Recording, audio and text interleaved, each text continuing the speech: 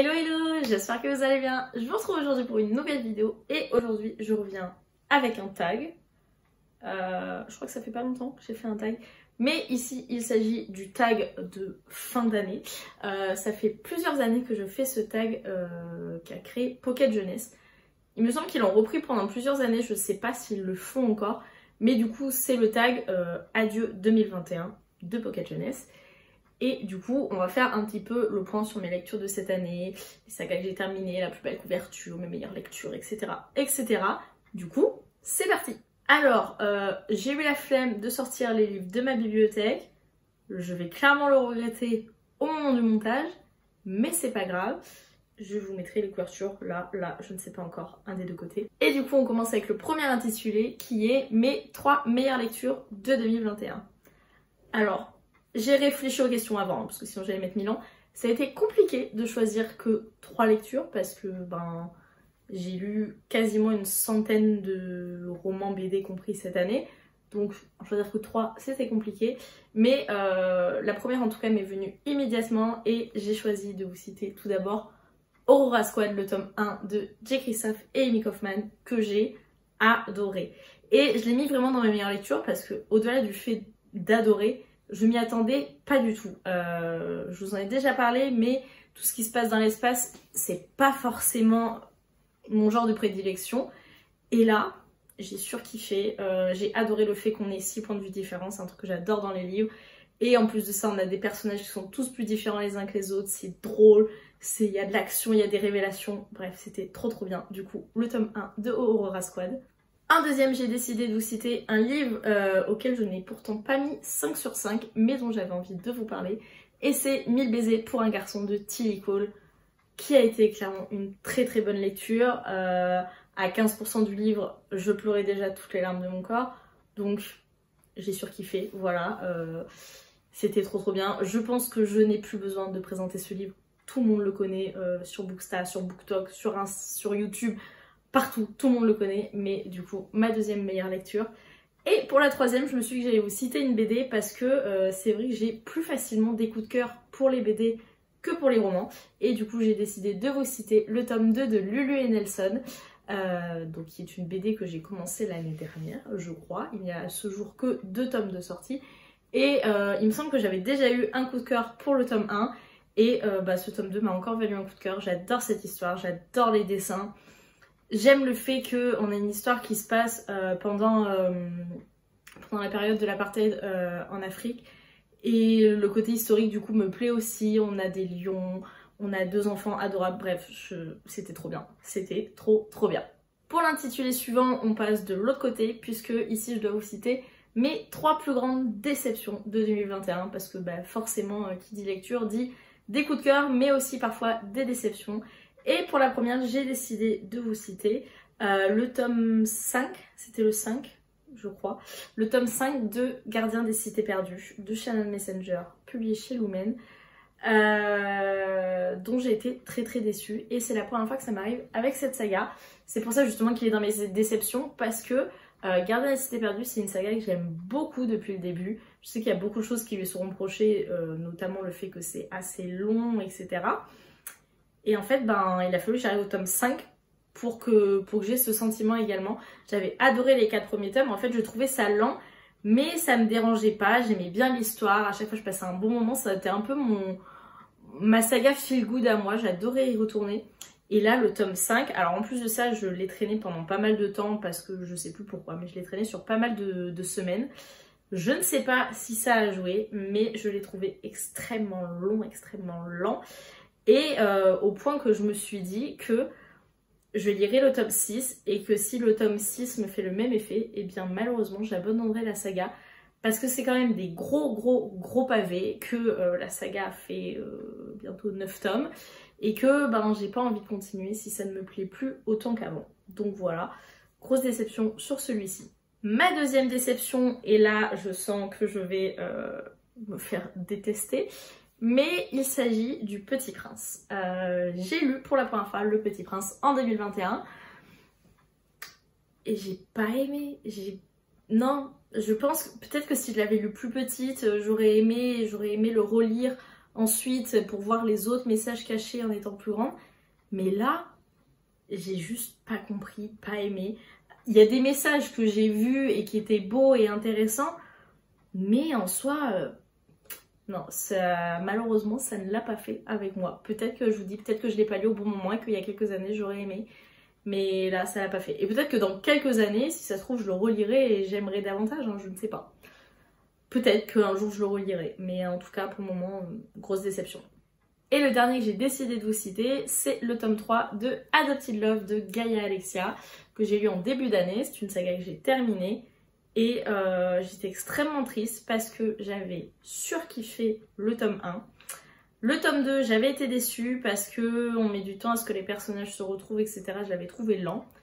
Et le tome 3, je l'avais commencé pleine d'espoir. Le prologue nous annonçait du lourd. Je me disais, waouh, ça va être génial. Et au final, ben non. Non, alors je me souviens plus vraiment maintenant parce que je l'ai vraiment lu en début d'année. Tout ce que je me souviens, c'est que le prologue nous annonce vraiment un truc où on se dit waouh, qu'est-ce qui va se passer? Sauf que cette chose qui se passe, on attend pendant tout le roman, que effectivement à la fin, ben il y a des émotions, etc. Mais pendant tout le livre, c'est très très très très long. Et bah malheureusement, ça a fait que j'ai décidé de revendre cette saga, dont j'avais pourtant adoré le tome 1, parce que bah, finalement le tome 2 et le tome 3 m'ont beaucoup déçu. Puisque c'est un tag qui a été créé par PKJ, l'intitulé suivant les concerne, puisque je dois vous citer le meilleur livre PKJ que j'ai, ou un livre PKJ que j'ai lu cette année. Non, c'est ça, le meilleur livre PKJ.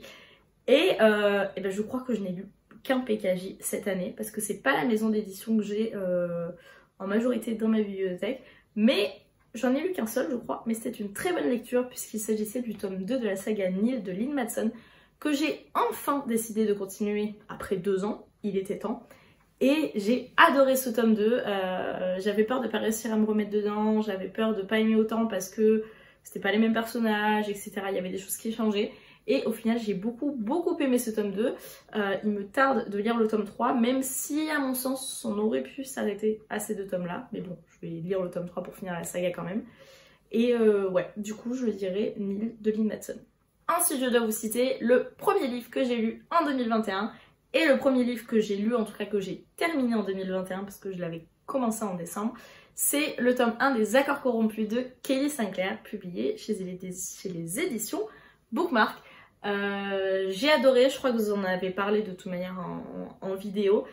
J'ai adoré ce premier tome, je sais que cette saga va être une saga chouchou une fois que j'aurai terminé, parce que je viens juste de lire le tome 2 il y a quelques mois là. Mais j'ai adoré ce premier tome. J'ai vraiment eu ce sentiment que j'ai rarement maintenant en commençant des fantaisies, etc. où je me suis dit ça va me plaire, c'est obligé. Donc voilà, je commençais très bien l'année avec ce livre-là. Et bien sûr, qui dit premier livre lu dit aussi dernier livre lu. Du coup, ensuite, je dois vous citer le dernier livre que j'ai lu en 2021. Sachant que je filme aujourd'hui, nous sommes le 28 décembre, donc il reste encore quelques jours. Mais bah, du coup, je pense que le dernier livre que je lirai, si j'arrive à le terminer, ce sera ma lecture en cours, qui est Méfie-toi de nous de Juliette Bonte, je crois, il me semble. Que j'ai commencé avant-hier, je crois. Normalement, ce sera ma dernière lecture. Si ce n'est pas celle-ci, dans ce cas, je peux vous citer celle qui aura vraiment été ma toute dernière lecture. Et c'était Le mal dans la peau de Mia Sheridan que j'ai fini il y a quelques jours et que j'ai surkiffé. Je m'attendais pas à aimer autant, mais j'ai adoré. Voilà. Et sinon, ce sera Méfie-toi de nous. On ne sait pas, l'un des deux. On va maintenant parler auteur avec le meilleur auteur que j'ai découvert en 2021. Encore une fois, c'est une question qui est un peu dure parce que j'en découvre tout le temps des nouveaux auteurs, mais je vais lire un livre d'eux et pas 150 puisque j'en découvre plein de différents. Du coup, c'est compliqué d'en choisir un, mais j'ai décidé de vous citer Erika Boyer, que j'ai pu découvrir cet été parce que j'avais été choisie pour recevoir en avance en fait le 4e tome de sa saga Tout en nuances. Et du coup, comme j'ai reçu ce 4e tome, et ben j'ai lu les 3 premiers tomes avant de lire celui-ci. Et j'ai adoré cette saga, j'ai beaucoup aimé la façon d'écrire d'Erika. Et au-delà de ça, j'ai pu du coup parler un peu avec Erika sur le groupe Discord. Et c'est une personne très chouette. Voilà, du coup, Erika Boyer, j'ai beaucoup aimé sa saga, j'ai beaucoup aimé la personne.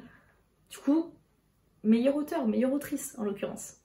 On passe ensuite au livre avec la plus belle couverture. Et là, j'ai longuement hésité parce que je trouve beaucoup de couvertures magnifiques, donc c'est compliqué de choisir. J'aurais pu vous choisir un de Sexus, mais le fait est qu'au final, je n'en ai pas lu tant que ça cette année. Voilà, et que je voulais vraiment vous citer des livres que j'ai lus. Parce que c'était Adieu 2021, donc le but c'était de vous faire sur les livres que j'ai lus en 2021. Et du coup, j'ai décidé de vous citer un livre que je n'ai pas aimé plus que ça, mais dont je trouve toujours la couverture à tomber par terre. C'est À tous les cœurs que j'ai brisés de Laura S. Wilde, que j'avais lu cet été. J'adore cette couverture, voilà. J'ai pas forcément aimé le livre plus que ça. Si vous voulez voir mon avis, allez voir sur Instagram, mais j'ai aimé sans plus. Mais par contre, cette couverture, elle reste tout simplement magnifique. J'adore les couleurs, j'adore la police d'écriture du titre. Bref, j'adore. Ensuite, je dois vous citer une saga terminée. Bon, le fait est que je commence beaucoup de sagas, mais que j'en termine très très peu. Mais du coup, j'ai décidé de vous parler de Campus Drivers de C.S. Quill, publié chez Hugo Roman, dont j'ai lu les 3 tomes cette année. Peut-on me féliciter s'il vous plaît? Oui, oui, oui, j'ai lu toute une saga en entier cette année. C'est assez exceptionnel pour être noté, voilà. Soit que j'ai lu la saga tout en nuances aussi, hein, remarquez. Bref, du coup, Campus Driver, j'ai adoré cette saga, c'est pareil, on la présente plus. C'est de la romance, c'est drôle, c'est frais, c'était génial. Je recommande cette saga à tout le monde, et notamment le tome 1 qui est mon favori. Et on va pas aller bien loin puisque la question suivante c'est la maison d'édition que j'ai le plus lu. Et ben il s'agit d'Hugo Roman, voilà. Très clairement, la majorité de mes lectures, enfin on va dire, je sais pas, peut-être, si on enlève les BD, si on regarde que les romans, on va dire que 75% de mes lectures sont des romances. Et la plupart sont de chez Hugo Roman. Du coup, ben, c'est clairement la maison d'édition que j'ai le plus lu cette année. L'intitulé suivant, c'est le livre dont tout le monde parlait. Et alors là, je n'ai pas réfléchi une seconde. C'est clairement Le sang et la cendre de Jennifer L. Armentrout, publié chez De Sexus, qui est sorti en cette fin d'année, dont absolument tout le monde a parlé, que tout le monde attendait. On en entendait parler depuis des mois déjà. Et bah, clairement, Le sang et la cendre, ouais. Obligée de citer ce livre que j'ai beaucoup aimé, soit dit en passant. L'avant-dernière intitulée, c'est le livre que vous attendiez le plus en 2021.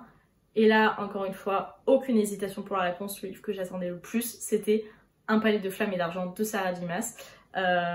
Puisque de base, c'était le livre que j'attendais le plus, mais pour le mois de janvier, février, je sais plus, qui est sorti en VO à ce moment-là.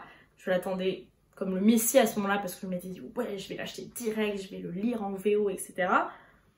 Bon, le fait est que je ne l'ai pas lu en VO, hein, voilà.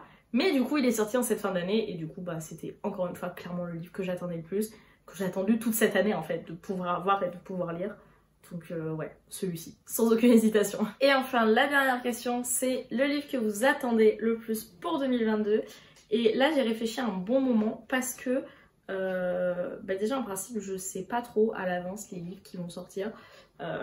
J'aurais pu vous citer le prochain Morgane Moncombe ou le prochain Brittany Cherry parce que c'est mes 2 auteurs favoris, mais non, voilà, déjà parce que je le fais tous les ans et parce que j'avais envie de changer.